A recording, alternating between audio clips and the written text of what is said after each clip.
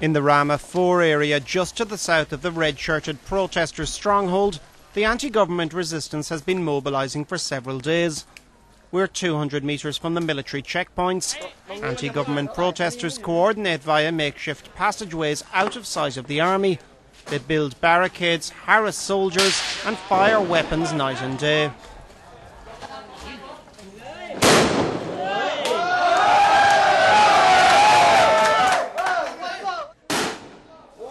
When a shot hits its target, there's applause, but it's short-lived. The men all know a reply won't be long coming.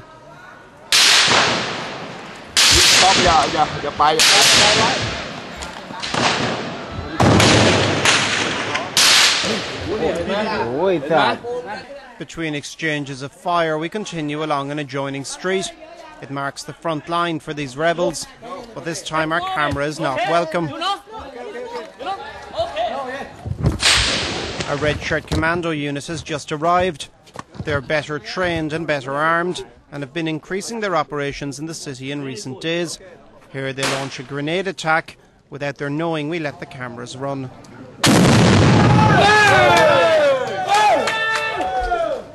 They then disappear as quickly as they came, to the applause of neighbourhood sympathisers.